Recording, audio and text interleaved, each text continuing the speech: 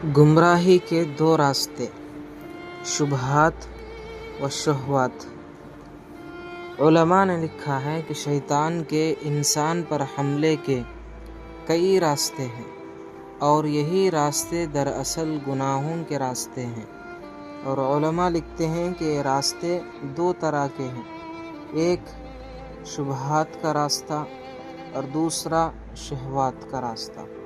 ان میں سے دماغ، آنکھ، کان، زبان، ہاتھ اور پیر ہیں، جن سے خاص طور پر وہ انسان پر حملہ کرتا ہے، اور یہ داخلی راستے ہیں، اور ان کے علاوہ بہت سے خارجی راستے بھی ہیں، جیسے مال، دولت، دنیاوی عہدے، ظاہری شان بان وغیرہ۔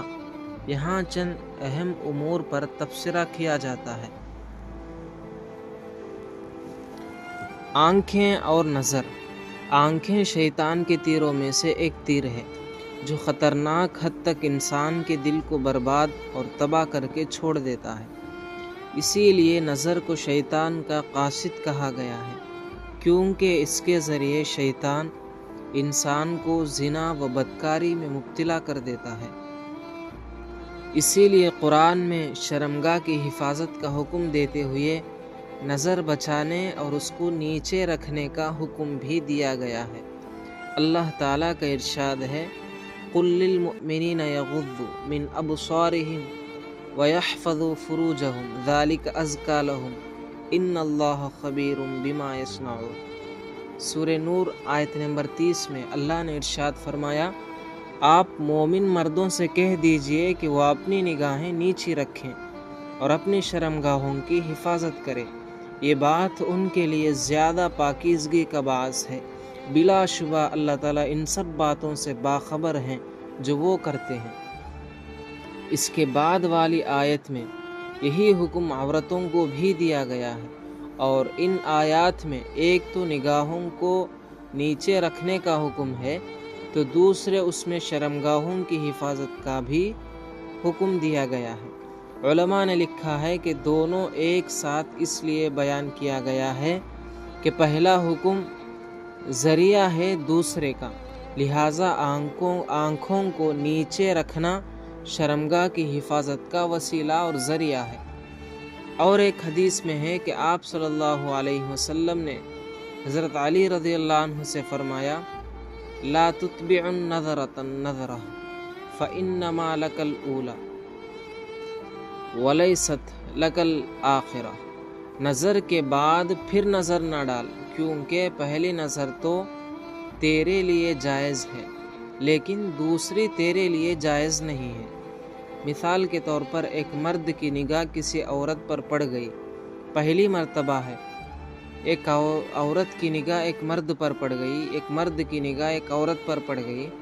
پہلی مرتبہ اگر نگاہ پڑی تو اللہ تعالیٰ کی طرف سے معاف ہے، اگر دوسری مرتبہ پھر نظر اٹھا کر دیکھا جاتا ہے تو یہ گناہ ہے۔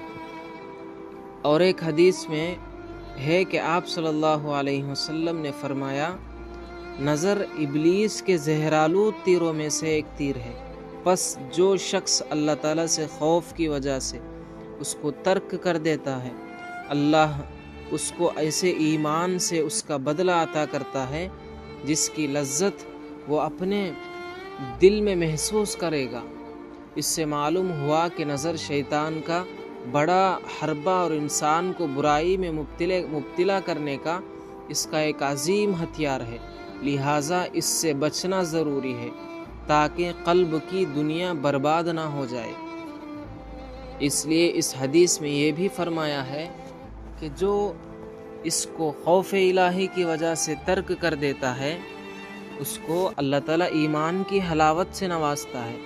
حضرت علی رضی اللہ عنہ سے مروی ہے کہ فرمایا، العیون مصائد الشیطان، آنکھیں شیطان کی شکارگاہ ہیں۔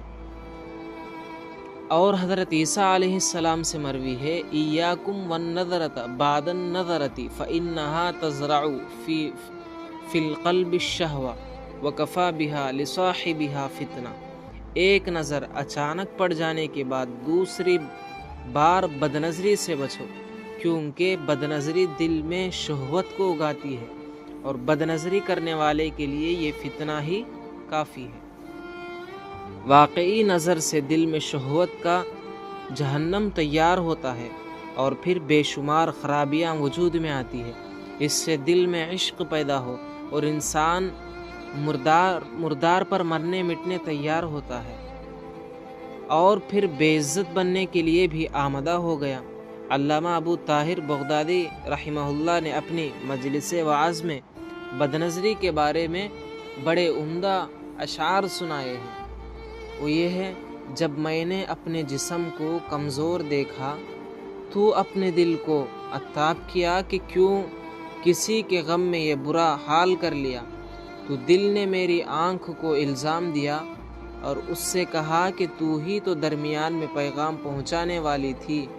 اس پر میری آنکھ نے دل سے کہا کہ نہیں، بلکہ تو ہی تو اس میں وکیل تھا۔ پس جب میں نے دونوں کی بحث سنی تو ان دونوں سے کہا کہ تم دونوں خاموش رہو، تم دونوں نے مل کر مجھے قتل کر کے چھوڑا ہے۔ الغرض نظر سے شیطان اپنا شکار کھیلتا ہے اور اس میں بہت حد تک کامیاب ہو جاتا ہے۔ اس لیے نظر کو شیطانی حربوں میں سے ایک بڑا اور اہم ذریعہ مانا جاتا ہے۔